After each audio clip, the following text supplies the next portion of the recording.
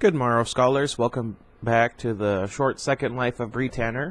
Now, I was having some trouble with the recording because my microphone was acting up. So, anyway, for some reason, I mentioned this while I was doing tests. I keep wanting to say the brief second life of Bree Tanner because I like alliteration. So let me know your thoughts on the title if you would prefer something else. I know a lot of people, one thing they liked about the earlier Twilight books was the poignancy and the shortness of the chapter titles. And one of the biggest complaints they had of Breaking Dawn was the lack of that. Like there was this one chapter but with Jacob's point of view, saying something like, you know something's wrong when you feel sorry for vampires or something like that. I'm sure one of you remembers the chapter. Let me know what it actually was, because I can't find Breaking Dawn either. Let me know if you would like to see me read Breaking Dawn, or if I should just skip it.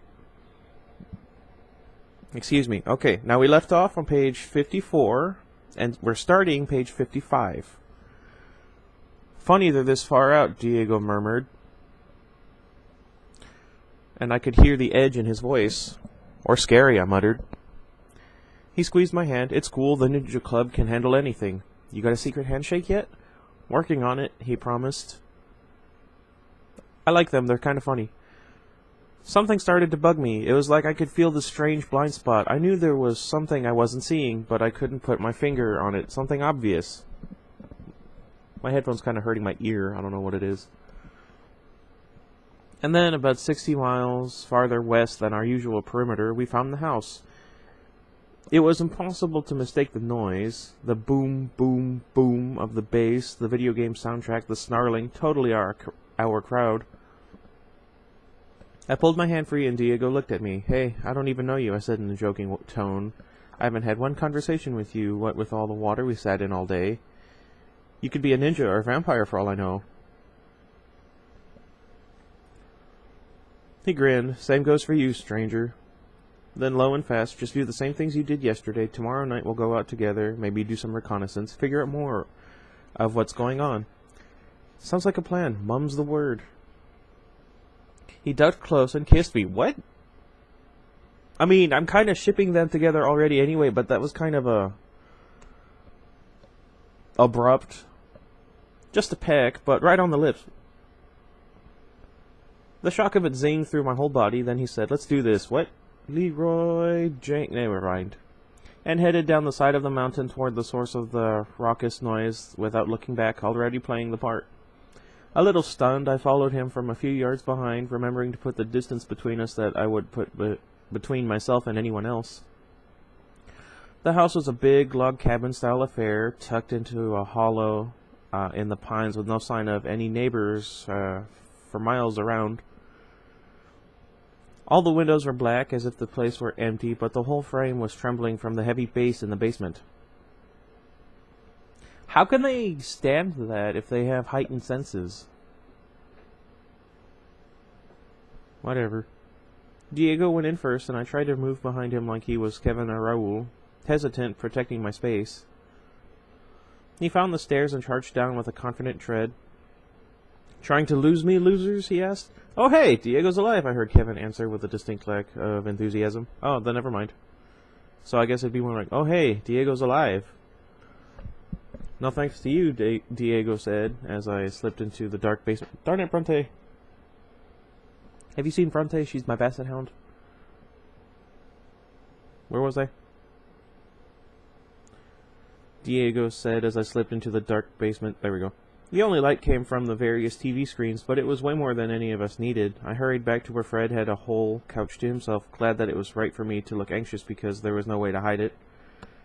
I swallowed hard as the revulsion hit and curled up in my usual spot on the floor behind the couch. Once I was down, Fred's repellent power seemed to ease up.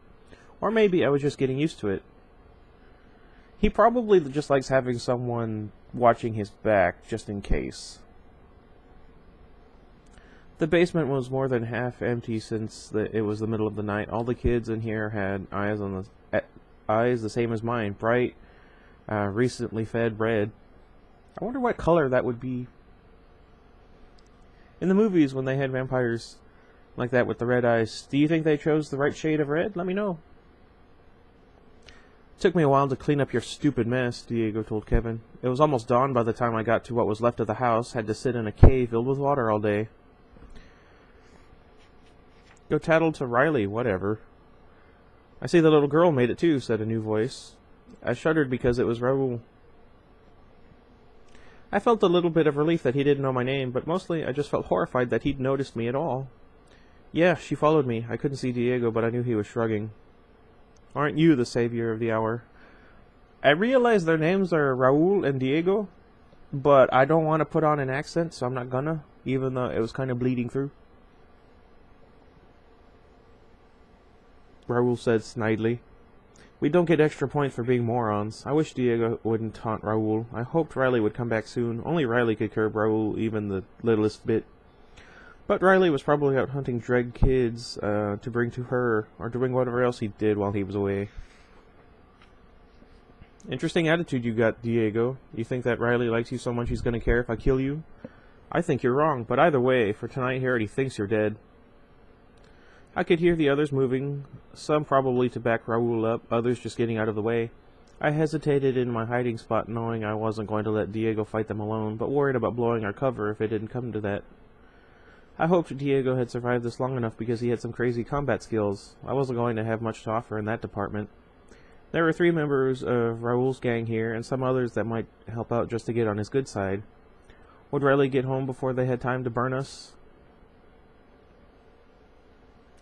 Diego's voice was calm when he answered. You're really that afraid to take me on alone? Typical.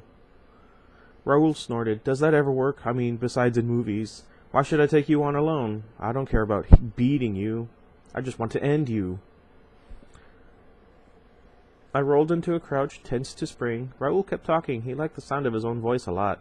But it's not going to take all of us to deal with you. These 2 will take care of the other evidence of your unfortunate survival. Little what's-her-name.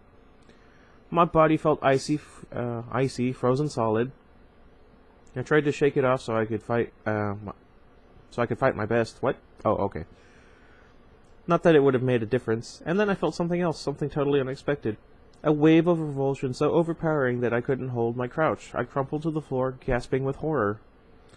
I was not the only one to react. I heard disgusted snarls and retching sounds from every corner of the basement. A few people retreated to the edges of the room where I could see them. They strained against the wall, stretching their necks away as if they could escape the horrible feeling. At least one of these was a member of Raoul's gang. I heard Raoul's distinctive growl, and then heard it fade as he took off up the stairs. He wasn't the only one to make a break for it. About half of the vampires in the basement cleared out. I didn't have that choice. I could barely move. And then I realized this had to be because I was so close to Freaky Fred. He was responsible for what was happening, and as horrible as I felt, I was still able to realize that he'd probably just saved my life. Why? The sensation of disgust faded slowly. As soon as I could, I crept to the edge of the couch and took in the aftermath. All of Raoul's gang was gone, but Diego was still there on the far end of the big room by the TVs. The vampires who remained were slowly relaxing, though everybody looked a little shaken. Most of them were shooting cautious glances in Fred's direction. I peeked at the back of his head, too, though I couldn't see anything. I looked away quickly, looking at Fred. Brought back some of the nausea. Keep it down. The deep voice came from Fred. I don't have much of a deep voice. Keep it down. Keep it down? Should I do an impression of my boss from work? Hey, how's it going? Keep it down. I don't know. Anyway. I'd never heard him speak before. Everyone stared and then looked away immediately at as the revulsion returned. So Fred just wanted his peace and quiet. Well, whatever. I was alive because of it. Most likely, Raoul would get distracted by some other irritant before dawn and take out his anger on somebody close by.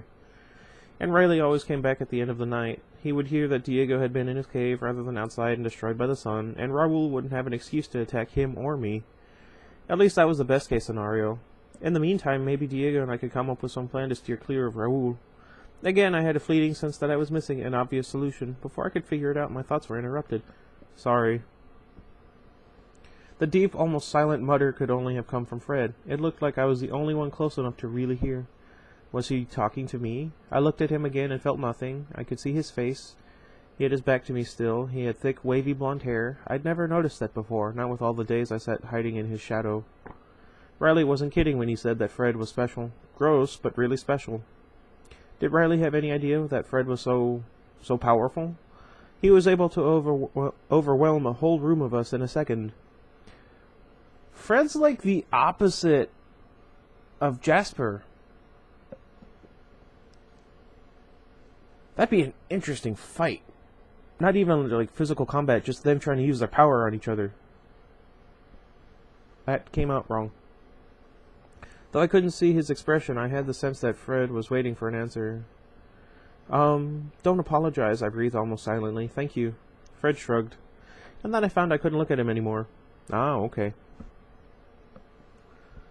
You know, I only do that because of Fez from that '70s show. The hours passed slower than usual as I waited for Raoul to come back. From time to time, I tried to look at Fred again to see past the protection he'd created for himself, but I always found myself repelled. If I tried too hard, I ended up gagging. I imagined he would know. Thinking about Fred was a good distraction from thinking about Diego. I tried to pretend I didn't care where he was in the room. I didn't look at him, but focused on the sound of his breathing, his distinct rhythm to keep tabs. He sat on the other side of the room from me, listening to his CDs on a laptop, or maybe pretending to listen the way I was pretending to read the books from the damp backpack on my shoulders. I flipped pages at my usual rate, but I didn't take anything in. I was waiting for Raoul. Luckily, Riley came first. Raoul and his cohorts were right behind him, but not as loud and obnoxious as usual. Maybe Fred had taught them a little respect. Probably not, though. More likely Fred had just angered them. I really hope Fred never let his guard slip. It doesn't seem like he does. Riley went to Diego right away. I listened with my back to them, my eyes on my book. In my peripheral vision, I saw some of Raoul's idiots wandering, looking for their favorite games or whatever they'd been doing before Fred had driven them out. Kevin was one of them, but he seemed to be looking for something more specific than entertainment. Several times his eyes tried to focus on where I was sitting, but Fred's aura kept him at bay. He gave up after a few minutes, looking a little sick.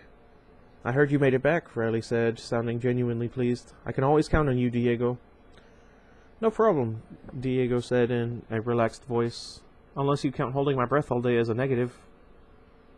Riley laughed. Don't cut it so close next time. Set a better example for the babies. I was reminded of the Shredder from Teenage Mutant Ninja Turtles 2, The Secret of the Ooze. You guys remember that movie? Go watch it. Watch the first one first. Diego just laughed with him. From the corner of my eye, it seemed like Kevin relaxed some. Was he really that worried about Diego getting him in trouble? Maybe Riley listened to Diego more than I realized. I wondered whether that was why Raoul had gotten crazy before. Was it a good thing if Diego was that in with Riley after all? Maybe Riley was okay. That relationship didn't compromise what we had, did it? Time didn't pass any faster after the sun was up. It was crowded and unstable in the basement, like every day. If vampires could get hoarse, Riley would have lost his voice entirely from the yelling. A couple of kids temporarily lost limbs, but nobody got torched. The music warred with the game tracks, and I was glad I didn't get headaches. I tried reading my books, but I ended up just flipping through one after the other, not caring enough to make my eyes focus on the words. I left them in a neat stack by the end of the couch for Fred. I always left my books for him, though I could never tell whether he read them. Couldn't look at him closely enough to see what exactly he did with his time.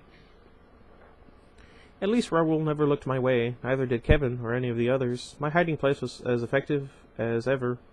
I couldn't see if Diego was smart enough to ignore me, because I was ignoring him so thoroughly. No one could suspect that we were a team, except maybe Fred. Had Fred been paying attention as I prepared to fight alongside Diego?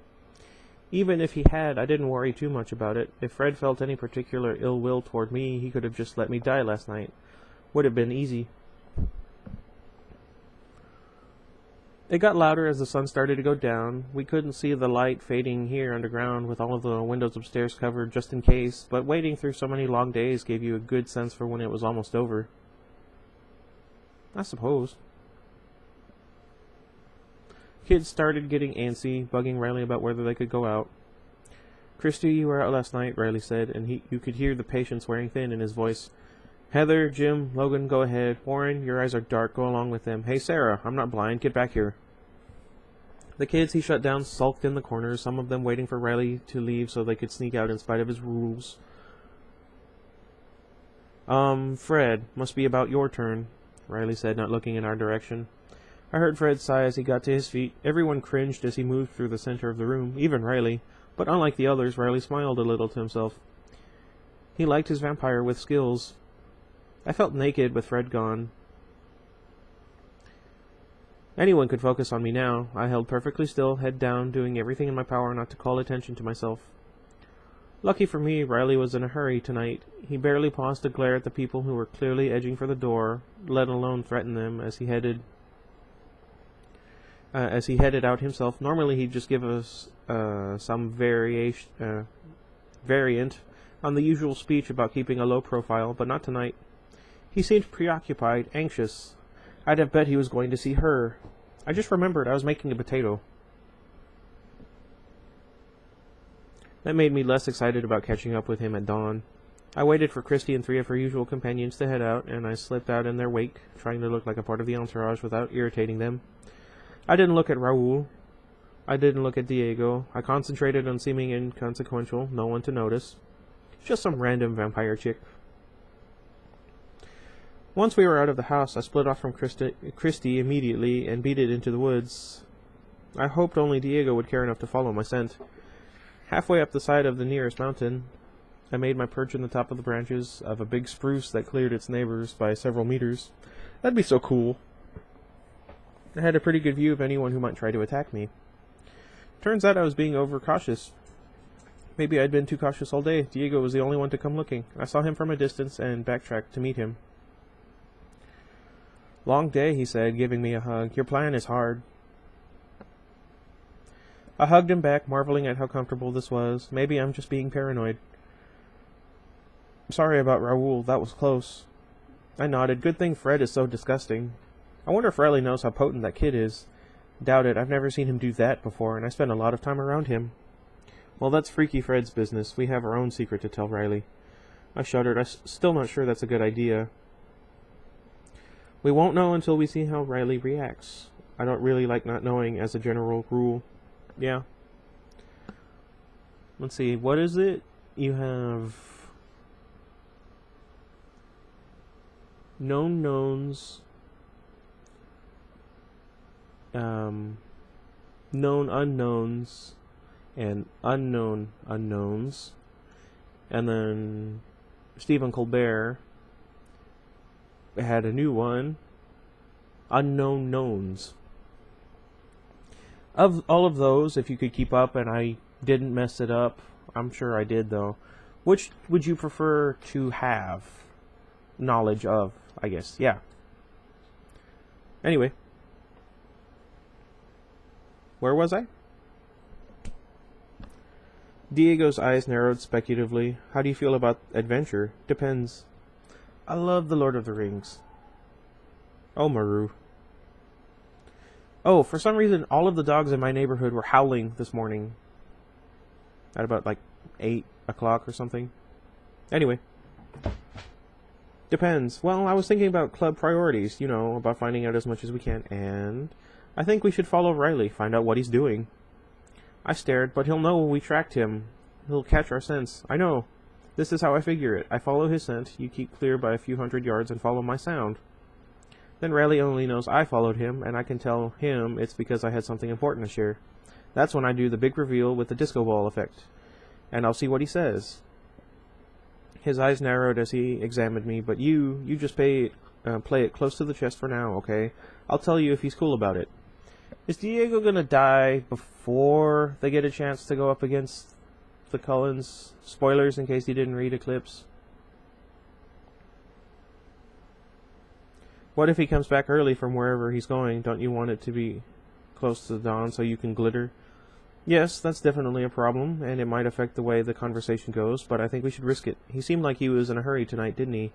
Like maybe he needs all night for whatever he's doing. Maybe, or maybe he was just in a big hurry to see her. You know, we might not want to surprise him if she's nearby. We both winced. True. Still, he frowned. Doesn't it feel like whatever's coming is getting close, like we might not have forever to figure this out? Oh, that's sad. I nodded unhappily. Yeah, it does. So let's take our chances. Riley trusts me, and I have a good reason for wanting to talk to him. I thought about this strategy, though I'd only known him for a day, really. I was still aware that this level of paranoia was out of character for Diego. This elaborate plan of yours, I said. What about it? He asked. It sounds kind of like a solo plan, and nothing to do with Han, and I apologize for what I did. Not so much a club adventure, or at least not when it comes to the dangerous part. He made a face that told me I'd caught him. Did you guys ever watch Robin Hood Men in Tights? If you can guess what scene I'm thinking of, let me know down in the comments and I'll give you some sort of a shout out or a prize of some kind. Also, the Five Nights at Freddy's thing for the Silver Eyes book, it's still going. I want to wait until at least 10 people, what do you call it, enter. All you got to do is comment on a video. Doesn't even have to be the one where I mentioned it. It could be any one of the Five Nights. Anyway. He hesitated. Let's see. This is my idea. I'm the one who... He hesitated, having trouble with the next word. Trusts Riley. I'm the only one who's going to risk getting on his bad side if I'm wrong. Chicken as I was, this didn't fly with me. Clubs don't work that way. He nodded, his expression unclear. Okay, we'll think about it as we go. I didn't think he really meant it. Stay in the trees, track me from above, okay? I hate people who say K, especially if they only use the letter. He said, okay.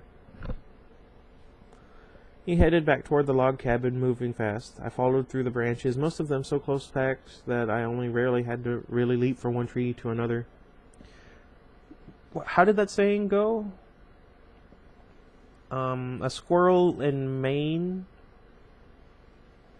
could travel to... I forget what state it was on the other side. Or what state it would have been, considering... Yeah, anyway. From one side of the United States to the other without ever once having touched the ground. Because of how many trees there were. And now look at what it is. Where was I? I kept my movements as small as possible, hoping that the bending of the... I had this problem with this word a long time ago. Do you guys remember? I'm going to call it bows. Bogs? Boffs? I'm joking. Under my weight would look just like wind. It was a breezy night, which would help. It was cold for summer, not that the temperature bothered me. Diego caught Riley's scent outside the house without trouble, and then lopped after it quickly while I trailed several yards back, about 100 yards north, higher on the slope than he was. When the trees were really thick, he'd rustle a trunk now and again so I wouldn't lose him. We kept on with him running and me impersonating a flying squirrel for only 15 minutes or so before I saw Diego slow down. We must have been getting close. I moved higher in the branches looking for a tree with a good view. I scaled one that towered over its neighbors and scanned the scene. Less than half a mile away was a large gap in the trees, an open field that covered several acres. Near the center of the space, closer to the trees on its east side, was what looked like an oversized gingerbread house. Painted bright pink, green, and white, it was elaborate to the point of ridiculousness. With fancy trim and finials, on every conceivable edge, it was the kind of thing I would have laughed at in a more relaxed situation. Riley was nowhere in sight, but Diego had come to a complete stop below, so I assumed this was the end of our pursuit. Maybe this was the replacement house Riley was preparing for when the big log cabin crumbled, except that it was smaller than any of the other houses we'd stayed in, and it didn't look like it had a basement. And it was even farther away from Seattle than the last one. Diego looked up at me and signaled for him to join me. He nodded and retraced his trail a little ways. Then he made an enormous leap. I wondered if I could have jumped that high, even as young and strong as I was, and caught a branch about halfway up the closest tree. Unless someone was being extraordinarily vigilant, no one ever would have noticed that Diego made a side trip off his path. Even still, he jumped around in the treetops, making sure his trail did not lead directly to mine. When he finally decided it was safe to join me, he took my hand right away. Silently, I nodded toward the gingerbread house. One corner of his mouth twitched. Simultaneously, we started edging toward the east side of the house, keeping high up in the trees. We got as close as we dared, leaving a few trees as cover between the house and ourselves, and then sat silently listening. Where's my phone? How do I always lose my phone? Bronte, if you're sleeping on it, I'm gonna hit you. I wonder if you texted me. I'll wait, I guess. Oh, for some reason Thief still isn't working, so I don't understand. Anyway, where was I? The breeze turned helpfully gentle, and we could hear something. Strange little brushing, ticking sounds. At first I didn't recognize what I was hearing, but then Diego twitched another little smile, puckered his lips, and silently kissed the air in my direction. What? What? Kissing didn't sound the same with vampires as it did with humans. No soft, fleshy, liquid-filled cells to squish against each other. What? Just stone lips, no give. I had heard one kiss between vampires before, Diego's touch to my lips last night, but I never would have made the connection. It was so far from what I'd expected to find here. I am extremely uncomfortable. This knowledge spun everything around in my head. I had assumed Riley was going to see her, whether to receive instructions or bring her new recruits. I didn't know. But I had never imagined stumbling across some kind of love nest. What? What? What? What? What? Oh, jeez. How could Riley kiss her? I shuddered and glanced at Diego. He looked faintly horrified too, but he shrugged. I thought back to that last night of humanity, flinching as I remembered the vivid burning. I tried to recall the moments just before that, through all the fuzziness. First there was the creeping fear that had built as Riley pulled up to the dark house. The feeling of safety I'd had in the bright burger joint dissolving entirely. I was holding back, edging away, and then he'd grabbed my arm with a steel grip and yanked me out of a car like I was a doll, weightless. I really hope all my dogs are inside.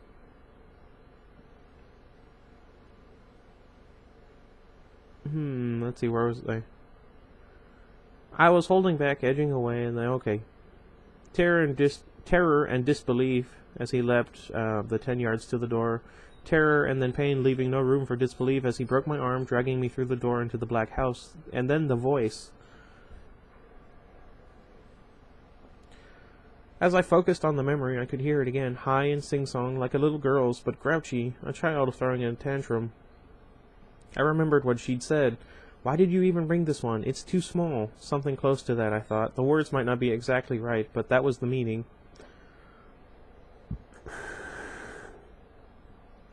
I was sure Riley had sounded eager to please when he answered, afraid of disappointing.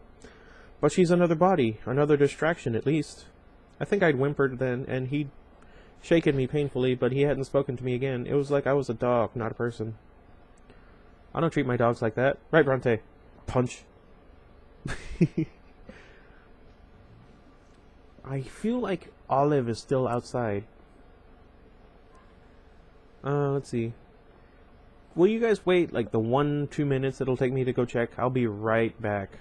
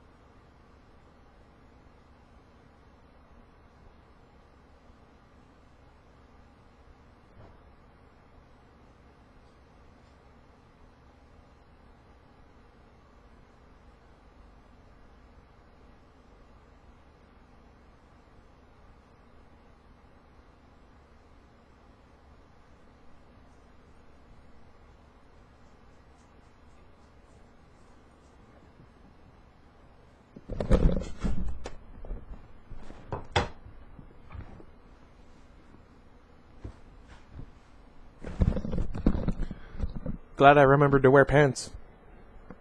I'm joking, I'm always wearing shorts or something. Okie dokie. Oh, and my potato's done.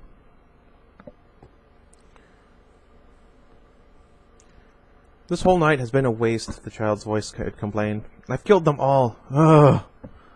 Sounds like my sister. What?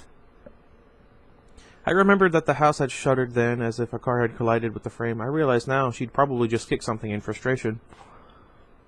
Fine, I guess even a little one is better than nothing if this is the best you can do, and I'm so full now I should be able to stop.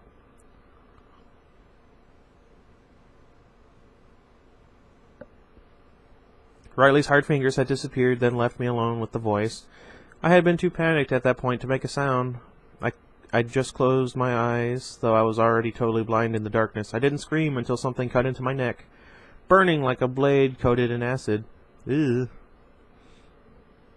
I cringed back from the memory, trying to push the next part from my mind. Instead, I concentrated on that short conversation. She hadn't sounded like she was talking to her lover or even her friend, more like she was talking to an employee, one she didn't like that much and might fire soon. I know that feeling. You guys like potatoes?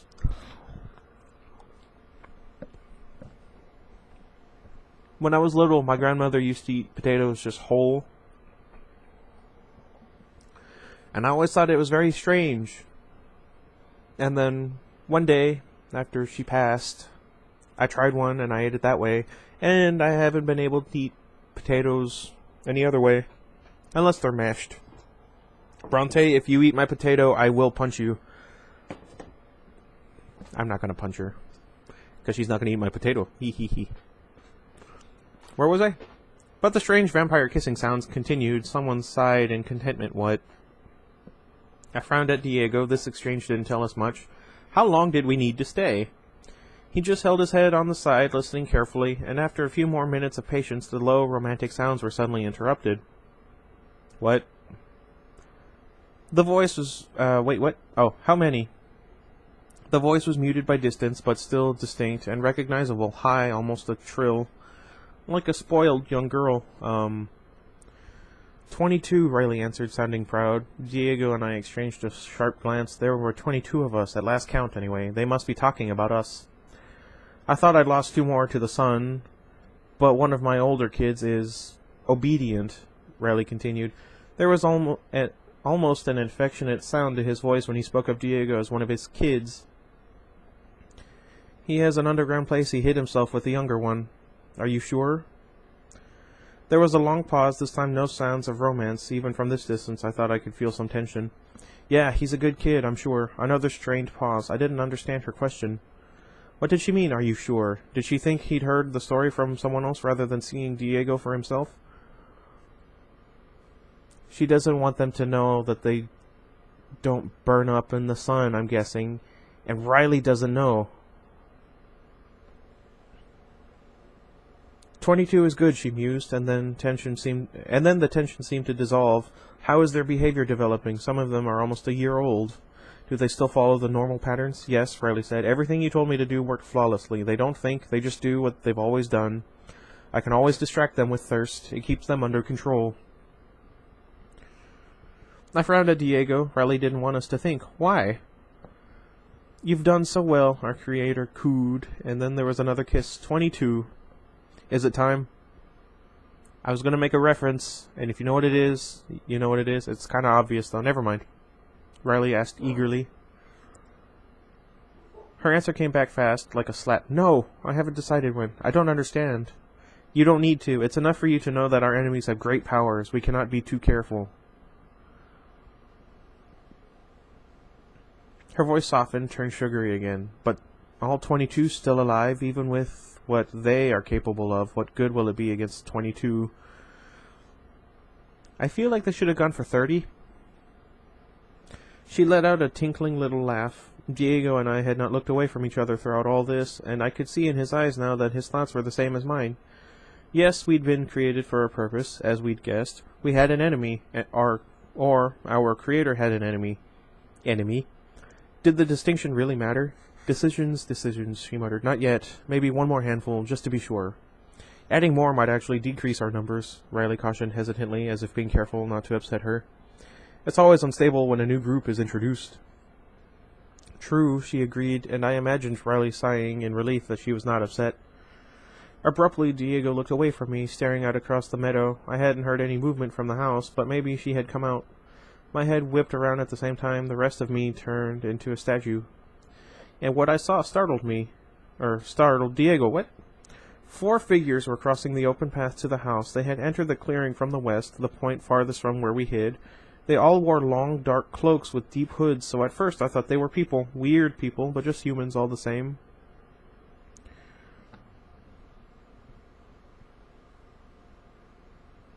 My eye looks really weird.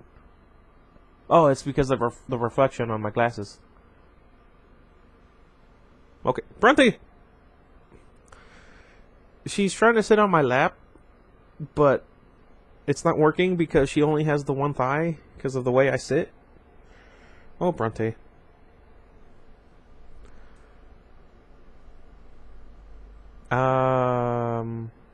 Where was I?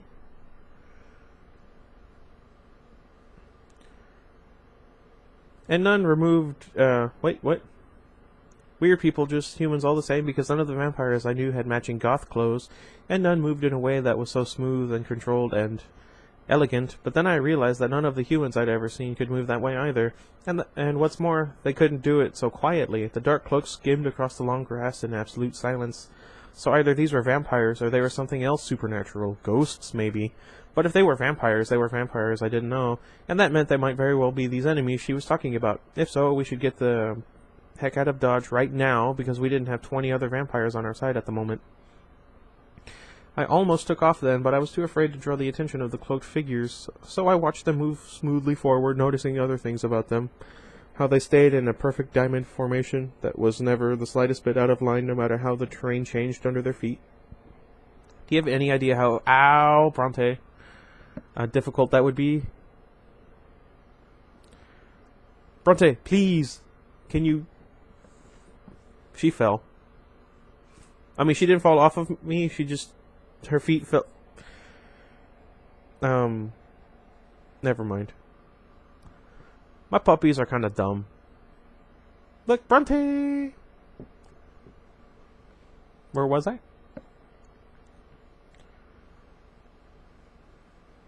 How the one at the point of the diamond was much smaller than the others, and its cloak was darker, too. How they didn't seem to be tracking their way in, not trying to follow the path of any scent. They simply knew their way. Maybe they were invited. This is not good. This is not good for anybody involved. They moved directly toward the house, and I felt like it might be safe to breathe again when they started silently up the steps toward the front door. They weren't coming straight for Diego and me, at least. When they were out of sight, we could disappear into the sound of the next breeze through the trees, and they would never know we'd been here. I looked at Diego and twitched my head slightly toward the way we'd come. He narrowed his eyes and held up one finger. Oh great, he wanted to stay. I rolled my eyes at him, though I was so afraid. I was surprised I was capable of sarcasm. We both looked back to the house. The cloaked things had let themselves in silently, but I realized that neither she nor Riley had spoken since we'd caught sight of the visitors. There we go. They must have heard something or known in some other way that they were in danger. Don't bother, a very clear monotone voice commanded lazily. It was not as high-pitched as our creator's, but it still sounded girlish to me. I think you know who we are, so you must know that there is no point in trying to surprise us, or hide from us, or fight us, or run. A deep masculine chuckle that did not belong to Riley echoed menacingly through the house. Relax, instructed the first inflectionless voice, the cloaked girl. Her voice had that distinct ring that made me certain she was a vampire, not a ghost or any other kind of nightmare. We're not here to destroy you. Yet. There was a moment of silence, and then some barely audible movements, a shifting of positions. If you're not here to kill us, then what? Our creator asked, strained and shrill. We seek to know your intentions here, specifically if they involve a certain local clan, the cloaked girl explained. We wonder if they have anything to do with the mayhem you've created here. Illegally created. Diego and I frowned simultaneously. None of this made sense, but the last part was the weirdest. What could be illegal for vampires? What cop, what judge, what prison could ever hope to have power over us? I don't know. I messed that sentence up. Bronte, no! Yes, our creator hissed. My plans are all about them, but we can't move yet. It's tricky. A petulant note crept into her voice at the end. Trust me, we know the difficulties better than you. It is remarkable that you've managed to keep off the radar, so to speak, for this long. Tell me. A hint of interest colored the monotone. How are you doing it? Our creator hesitated, then spoke all in a rush, almost as if there had been some silent intimidation. I haven't made the decision, she spit out. Then she added more slowly, unwillingly, to attack. I've never decided to do anything with them. Rough, but effective, the cloaked girl said. Unfortunately, your period of deliberation has come to a close. You must decide now what you will do with your little army. Both Diego's and my eyes widened at that word. Otherwise, it will be our duty to punish you as the law demands. This reprieve, however short, troubles me. It is not our way. I suggest you give us what assurances you can, quickly. We'll go at once, Riley volunteered anxiously, and there was a sharp hiss. We'll go as soon as possible, our creator amended furiously. There is much to do. I assume you wish us to succeed, then I must have a little time to get them trained, instructed, fed. There was a short Oh! Gotcha. Well, at least she addressed one of the problems I had with Eclipse. 5 days. We will come for you then, and there is no rock you can hide under, or speed at which you can flee that will save you. If you have not made your attack by the time we come, you will burn. This was said with no menace other than absolute certainty. And if I have made the attack, our creator asked, shaken. We'll see, the cloaked girl answered in a brighter tone than she'd used yet. I suppose that all depends on how successful you are. Work hard to please us. The last command was given in a flat, hard pitch that made me feel a strange chill in the center of my body. Yes, our creator snarled. Yes, Riley echoed in a whisper. A second later, the cloaked vampires were noiselessly exiting the house. Neither Diego nor I so much as took a breath for 5 minutes after they disappeared. Inside the house, our creator and Riley were just as quiet. Another 10 minutes passed in total stillness. I touched Diego's arm. This was our chance to get out of here. At the moment, I wasn't so afraid of Riley anymore. I wanted to get as far away as I could from those dark cloaks. I wanted the safety of numbers waiting back in the log cabin, and I figured that was exactly how our creator felt too. Why she'd made so many of us in the first place. There were some things out there scarier than I'd imagined. Diego hesitated, still listening, and a second later his patience was rewarded. Well, she whispered inside the house, now they know.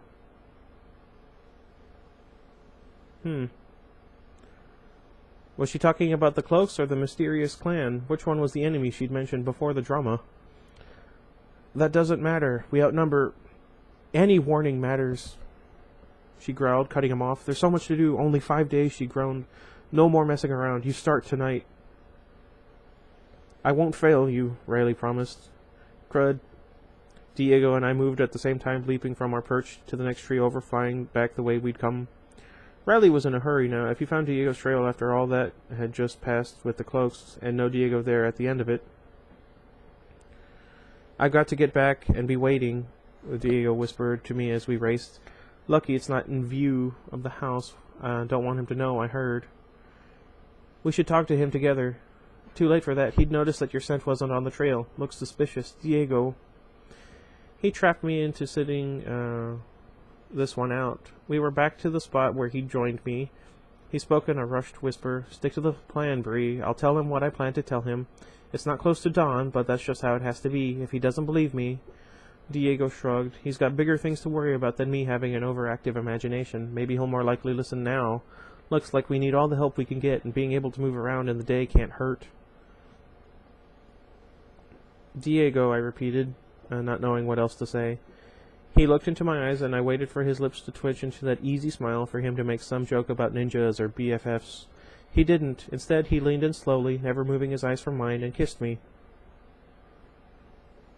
His smooth lips pressed against mine for one long second while we stared at each other.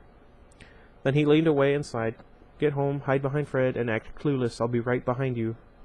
Be careful. I grabbed his hand and squeezed it hard, then let go. Riley had spoken of Diego affectionately. I would have to hope that affection was real. There wasn't another choice. One more page. Diego disappeared into the trees, quiet as a rustling breeze. I didn't waste time looking after him. I sprinted through the branches in a direct line back to the house. I hoped my eyes were still bright enough from the last night's meal to explain my absence. Just a quick hunt, got lucky, found a lone hiker, nothing out of the ordinary. The sound of the thudding music that greeted my approach was accompanied by the unmistakable sweet smoky scent of a burning vampire. My panic went into overdrive. I could just as easily die inside the house as outside, but there was no other way. I didn't slow. Just rushed down the stairs straight to the corner where I could barely make out Freaky Fred standing, looking for something to do, tired of sitting. I had no idea what he was up to, and I didn't care. I would stick tight to him until Riley and Diego got back. In the middle of the floor was a smoldering heap that was too big to be just a leg or an arm. So much for Riley's 22. No one seemed terribly concerned about the smoking remains. The sight was too common. As I hurried closer to Fred, for once the sense of disgust didn't get stronger. Instead, it faded. He didn't seem to notice me, just went on reading the book he held, one of those I'd left him a few days ago. I had no problem seeing what he was doing now that I was close to where he was leaning against the back of the couch. I hesitated, wondering why that was. Could he turn his nausea thing off when he wanted? Did that mean we both were unprotected right now? At least Raoul wasn't home yet, thankfully, though Kevin was. I hope it's not Raoul that was burned. For the first time ever, I really saw what Fred looked like. He was tall, maybe 6'2".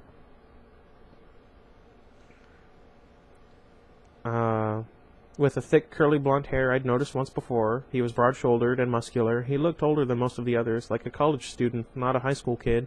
And this was the part that surprised me the most for some reason. He was good-looking. As handsome as anyone else, maybe even handsomer, than most. I didn't know why that was so trippy for me. I guess just because I always associated him with revulsion. Yeah, I get that a lot. Okay. I'm going to end it there, since that was the end of the paragraph, and there's only like 3 lines left. Okay, remember, page 84, final paragraph. Okay, sorry about that interruption earlier, and, goodness. What else? Iggy. Sorry about Bronte. Let me know what you guys think so far. I was discussing with Kate about how I might try and change the ending, since, we kind of know how this turns out. And I think I have an idea, but I'm not going to implement anything until I know for sure where the story this here is going. Since we know how it ultimately ends, I want to know where I can start the change. Well, no, that's not what I meant. Anyway. Let me know your guys' thoughts, and thank you guys for watching. Until next time, goodbye everybody. Oh, my mom says hi.